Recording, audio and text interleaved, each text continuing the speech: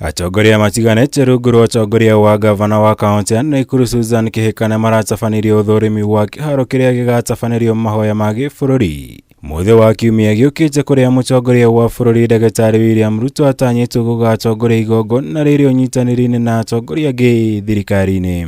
What we have come to do is just to continue and assessing the preparation and preparedness for hosting the national Thanksgiving prayers on Sunday, February 2nd to February 12th, which is this coming Sunday at 9 in the morning. And the purpose really for these prayers is just to say thank you to God for the continued peace that we have had as a county, Rift Valley, as Kenya and all that. Akĩaria thutha wa gũthũrima kĩharo gĩkĩ, Gavana Susan Kihika augĩte mahoya maya matanyĩtwo gũgakuruhania kaunti 14 kuma gĩtarũ kĩa Rift Valley, ciothe iria ikanyitanĩra hamwe harĩ ũtabania wa mahoya maya. We shall have national leaders. We shall be led here by His Excellency the President, Dr. William Ruto, including as well the Deputy President, Mheshimiwa Gachagua.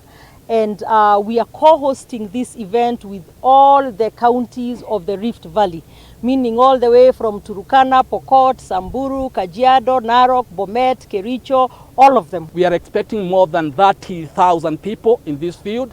Nothing else which will be done apart from thanking Almighty God.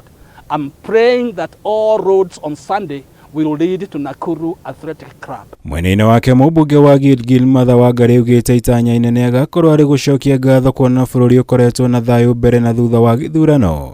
Igũkũ mũmbunge David Gĩkaria orĩtie nginya atongoria mwena wa mũng'ethanĩro bũrũri-inĩ gũgekinyia mahoya maya. I'm asking my dear sister governor, extend or whoever is inviting guests.